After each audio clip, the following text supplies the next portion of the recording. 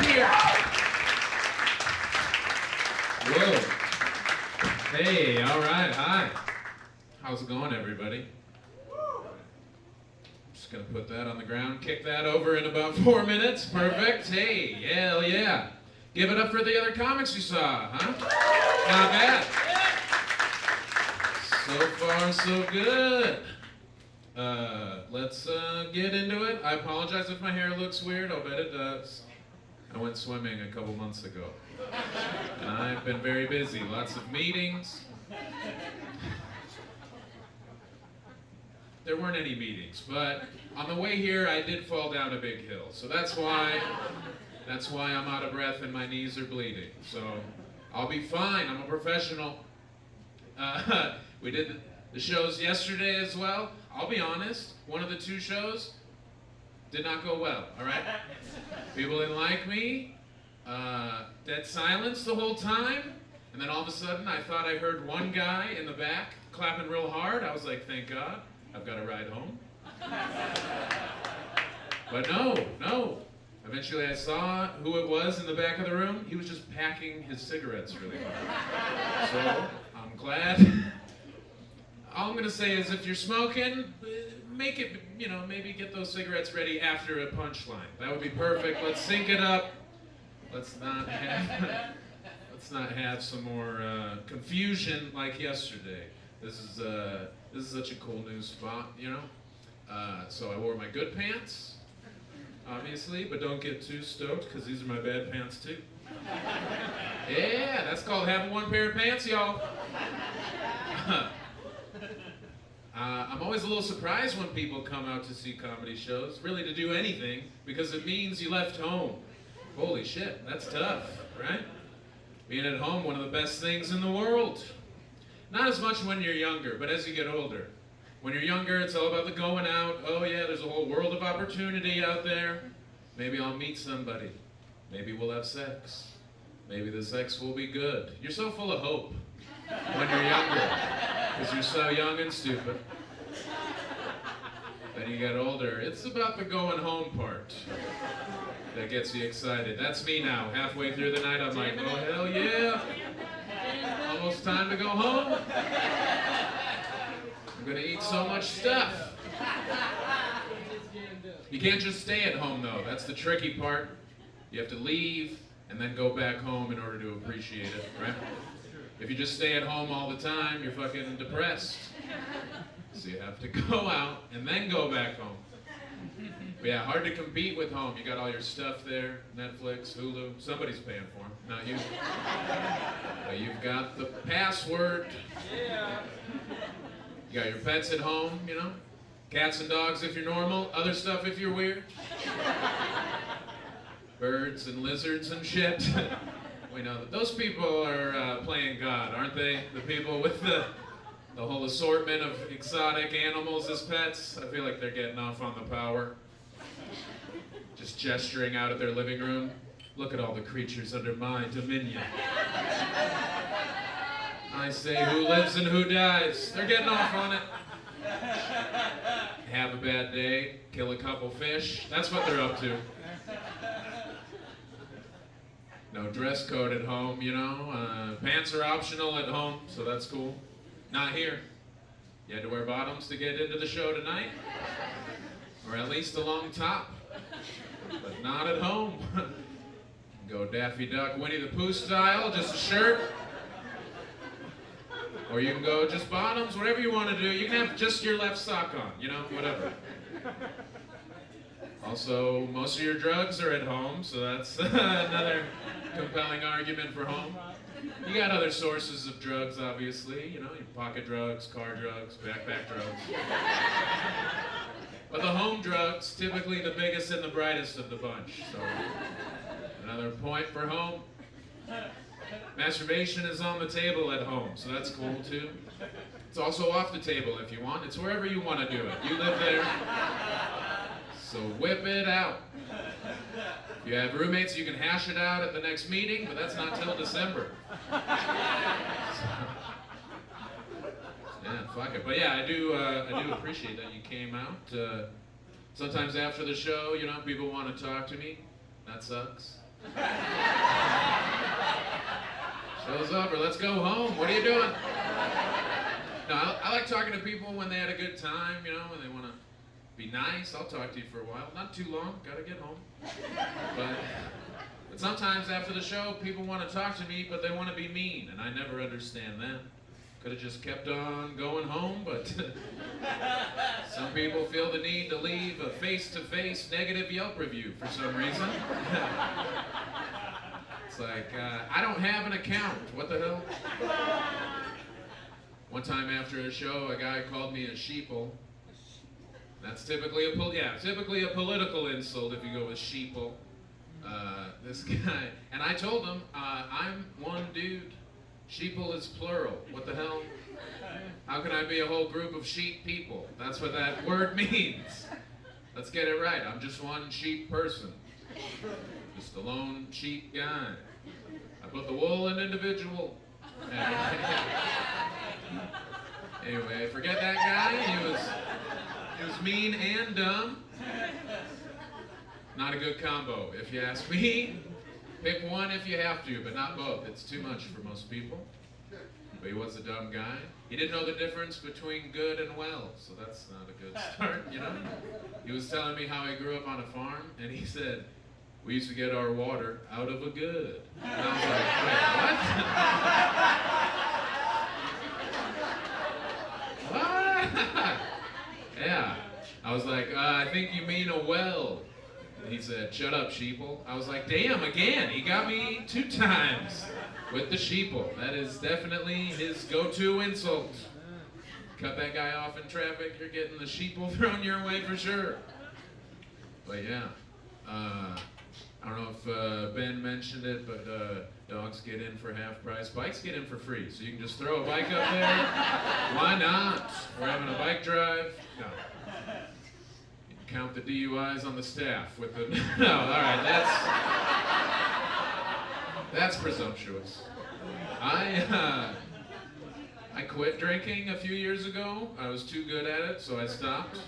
That's how it worked. No, that's not what happened. Yeah, they retired my number at several local bars. That number, .23. That was my average. So they just raised that up. Be easy to get to .23 with this sake and soju. This shit is dynamite in a fucking glass. Holy cow! Yeah, have to maybe. I don't. You're gonna have to borrow a bike. You're not driving after 3 or 4. You're not gonna remember at least. But I have to go perform a lot of places that serve alcohol, you know. And a lot of places now will have like a big jug of water somewhere with some cups next to it, so that people who don't drink know when we enter that establishment, we can go fuck ourselves. That's a nice way to put that.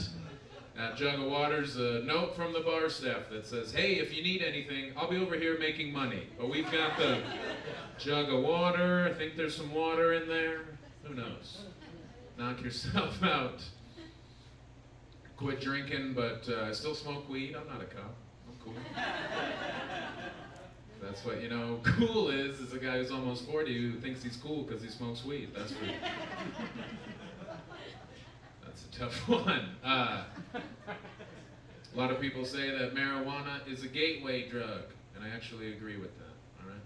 Because sometimes after I smoke weed, I'll think to myself, I wonder how much that gate weighs. You know? Is that wrought iron? What is that thing? Holy shit. Looks heavy as hell. Hard to know for sure without giving it a push, though. That's how you know.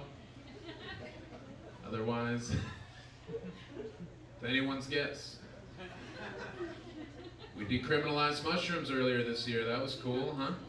Pretty neat. None of you. All right, that's... Somebody voted for it. But yeah, take advantage. Wear something shiny. Let's do this together. We could just trip as a whole city.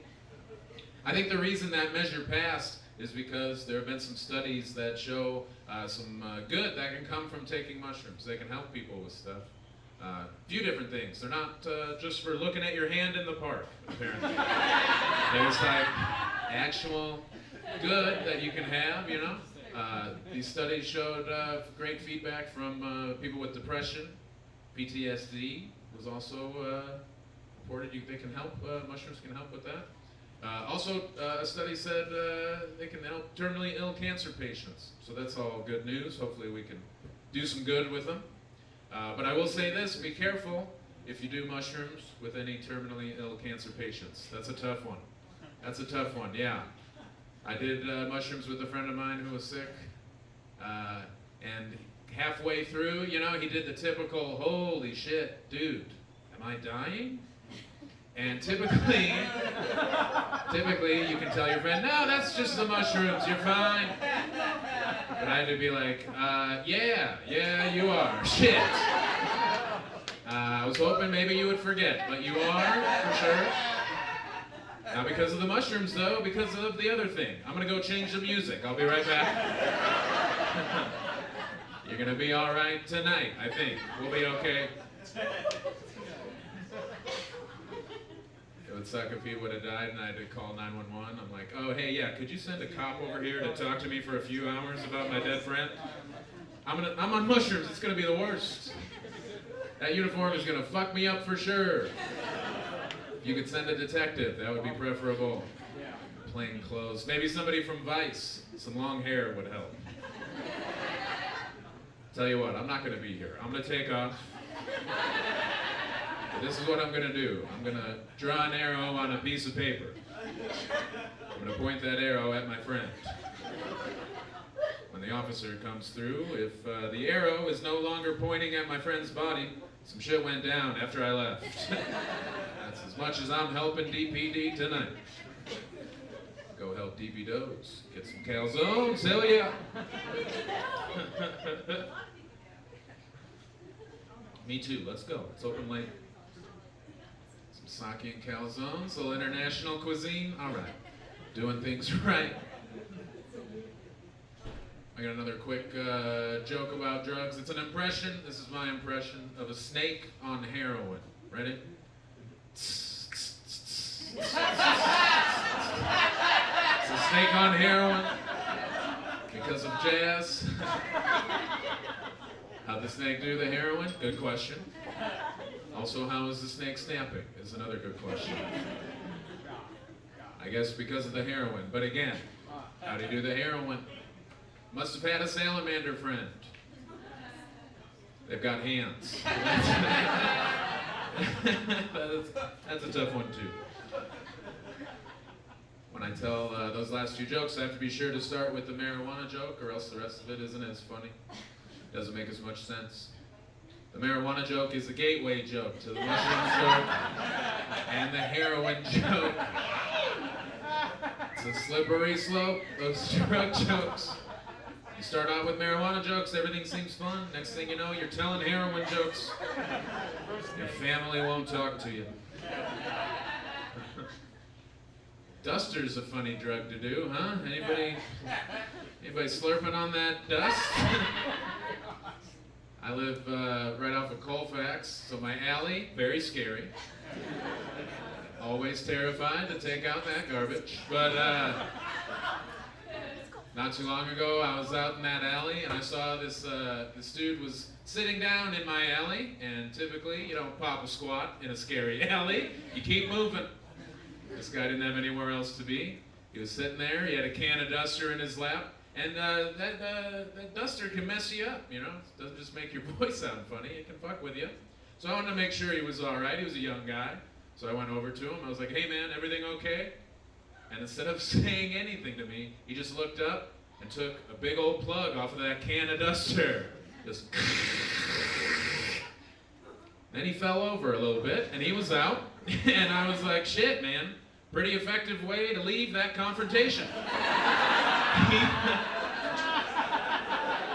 Pretty smooth move, Dusty Rhodes. Fucking, what the hell?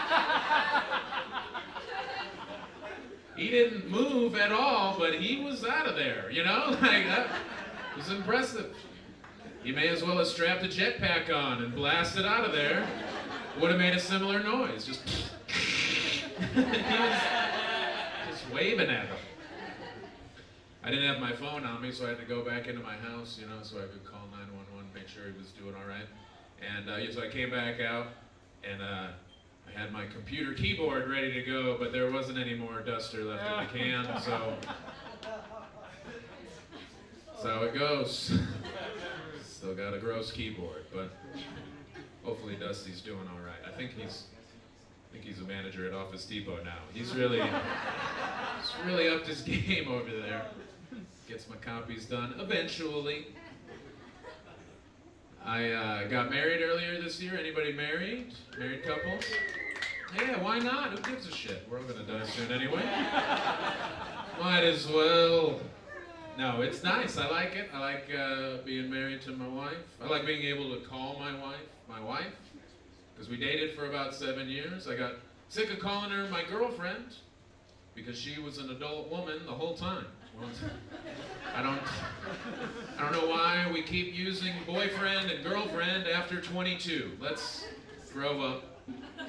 When somebody's 50 and they're like, oh yeah, this is my boyfriend, I'm always like, oh really?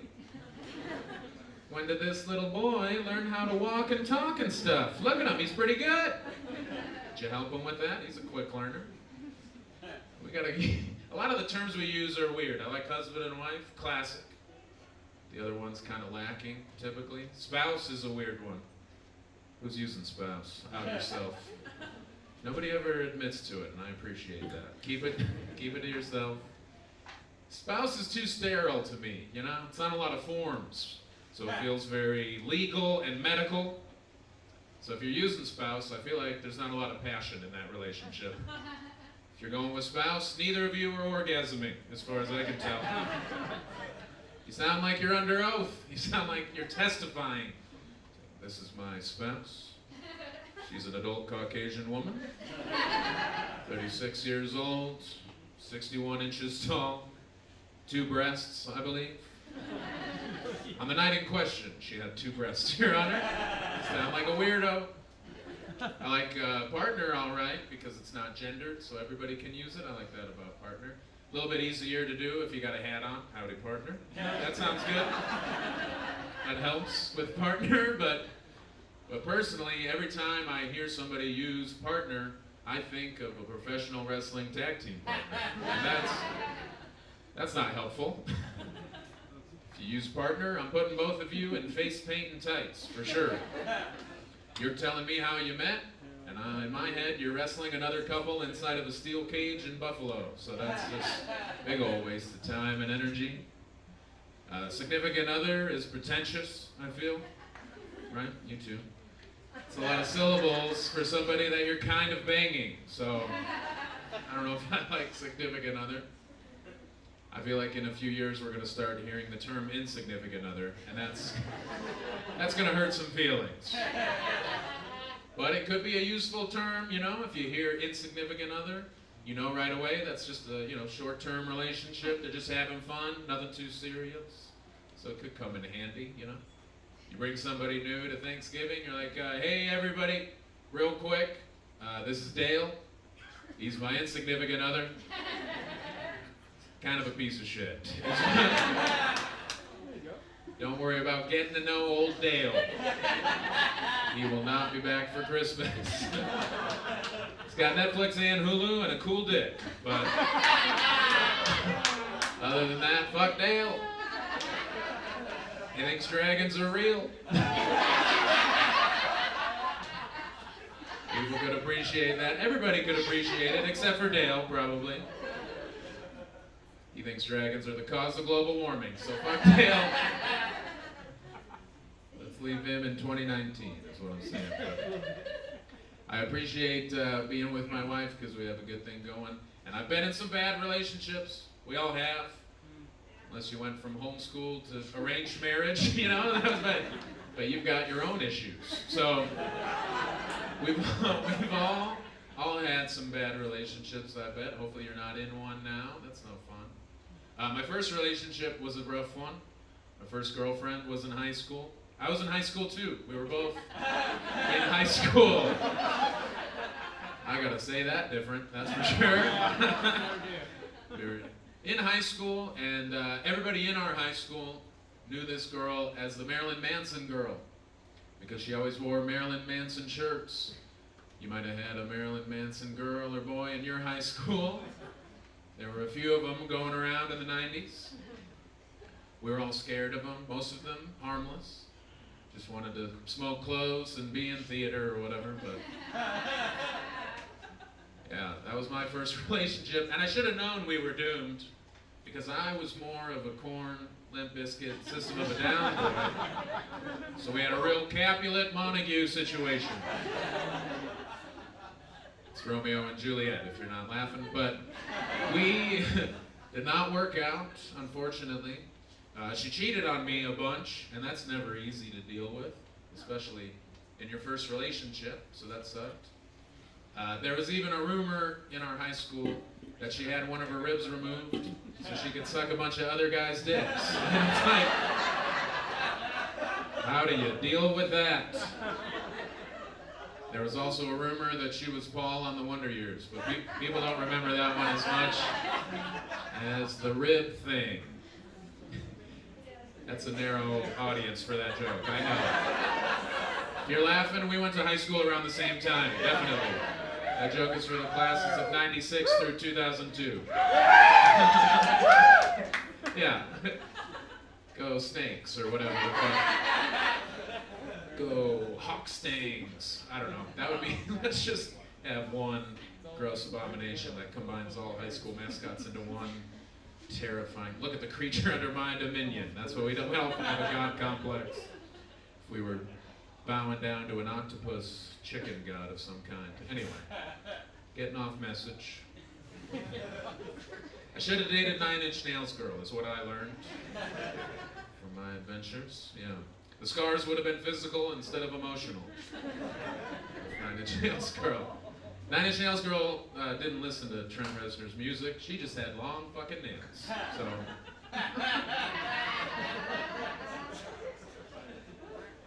And we can talk about all of those references after the show if you want. But sometimes you were like, fuck yeah, Korn. And I'm like, no, that was when I was 15. Are you still listening to Korn? Are you Jesus. Oh, God, no. You should have to show ID when you buy a Korn album that you're 15, not any older or younger. Oh. I say I'm getting older. I'm 37. You guys in your 30s? Most of you? Yeah? What about 20s? 20-year-olds? Yeah, woo, indeed, 20s. Oh yeah, never gonna die, I'm in my 20s. Ow, cocaine! You gotta watch out with that. Who knows what you're putting in your body now, but you're 20, you'll bounce right back, you'll be fine. Some things change when you get into your 30s for sure, you know. If you're 40s, 50s, cool, wonderful. I'm going to talk about being in my 30s because that's where I'm at.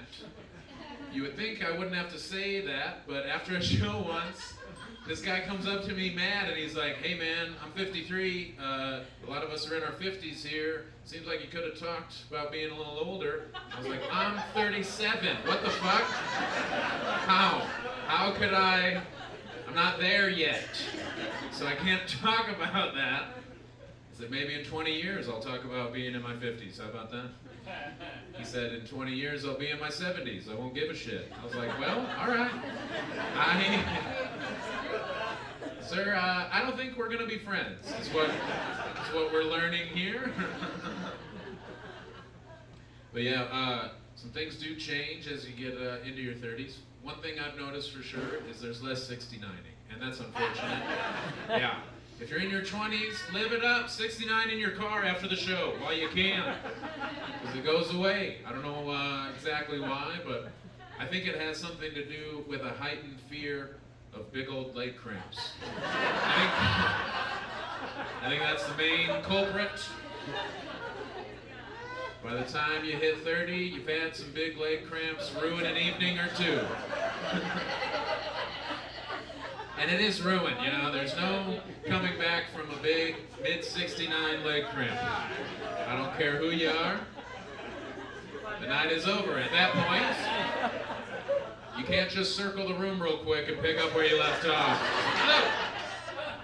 Hold on. Oh. Jesus Christ. Almost passed out.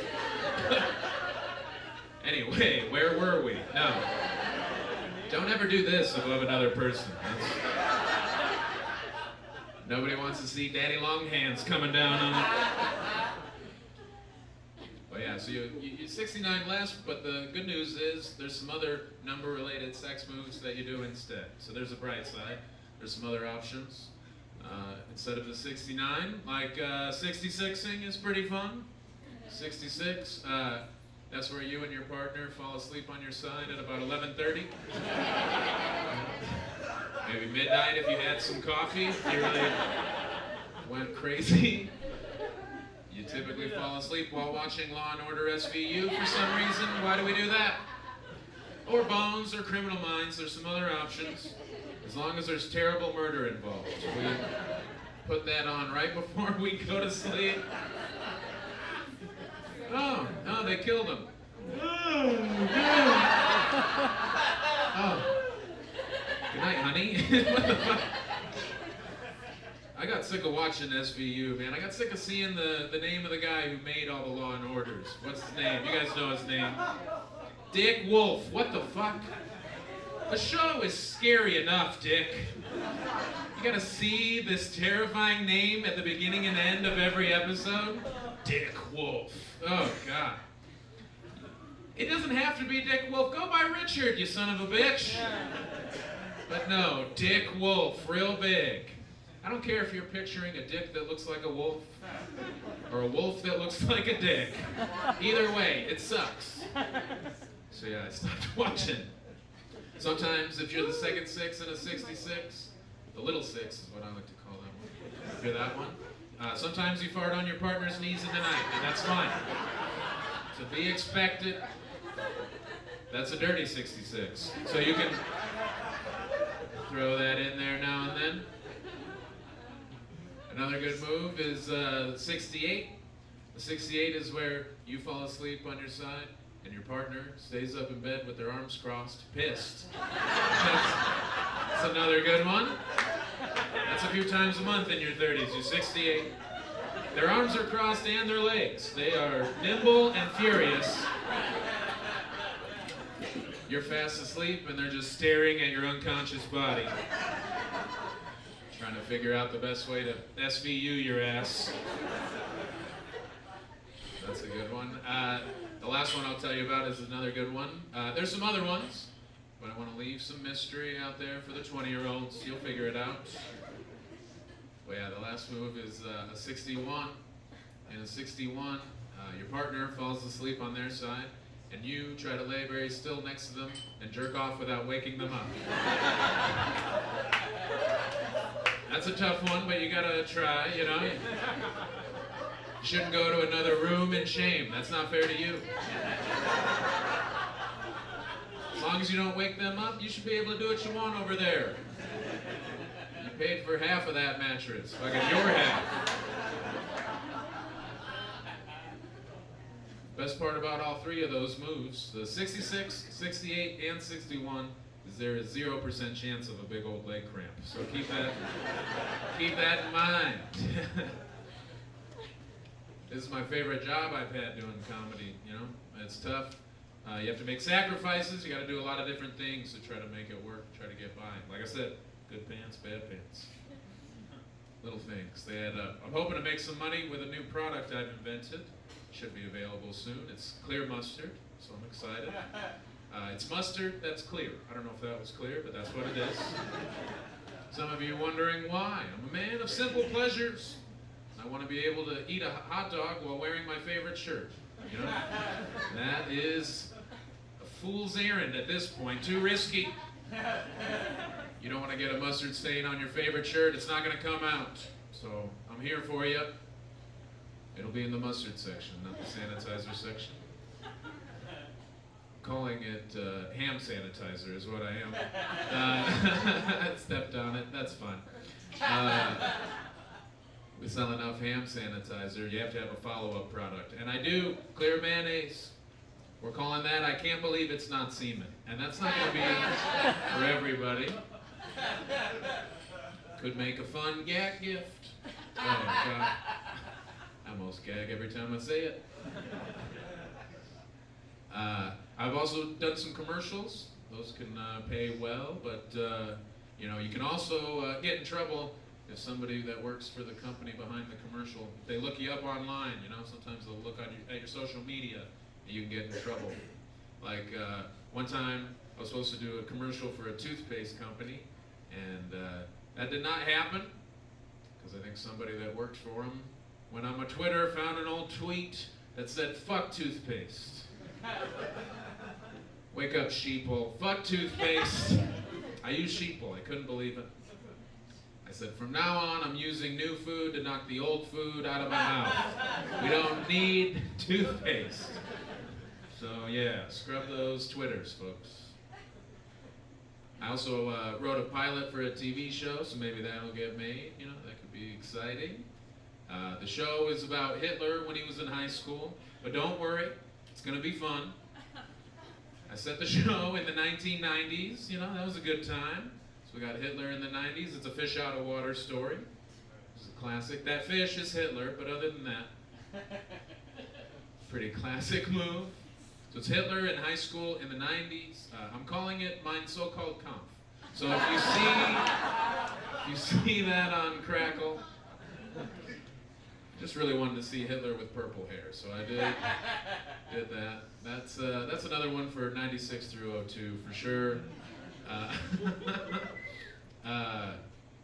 What else? One more before we go. Thank you guys so much for being here. Holy shit.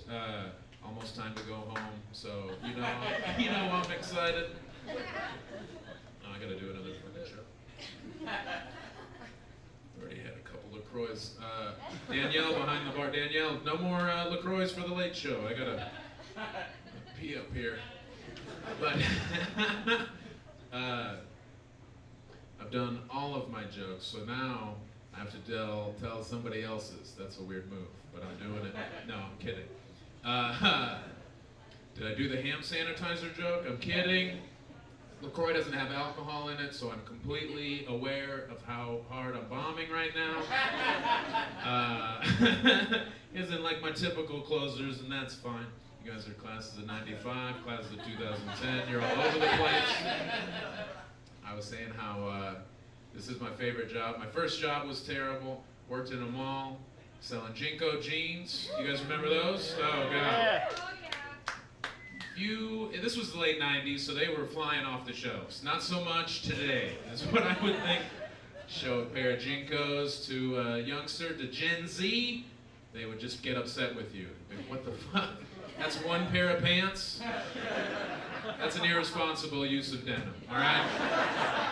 That is several pairs of pants. Get mad. That's a pair of pants, a vest, and a bandana. What the hell you doing? But yeah, we had a Cinnabon in the mall, you know? I don't know if it's Cinnabon. That sounds... Get over yourself, Cinnabon, right? It's a Cinnabon. Anyway, we had one. If you worked in the mall, you could go to that Cinnabon. You could get a soda for 75 cents. So I used to do that. And then years later, I was visiting my parents where I grew up. Went to that mall. I was like, shit, man, I could try and go for a cheap soda right now. So I go up to the Cinnabon, and I asked the young lady working, I was like, hey, can I get a large soda from you? Also, I work at the mall. And instead of questioning me at all, she just goes, yeah, I know. And I was like, wait, what? I did not expect that at all. It had been 15 years, so how could she know that? You know, how could she said it with such confidence. I was like, do I still work at this mall? She sounded like the guy at the end of The Shining. She was like, you've always worked at this mall, Mr. Phillips. And I got out of there. And I'll tell you, it was nice to be able to get the cheap soda, but with stand-up, a lot of times it's free. So I'm coming out on top. I'm not paying for this, Royce. You guys are. Yeah. That's going to do it for me, you guys. Thank you so much. Keep it going for the rest of the comics.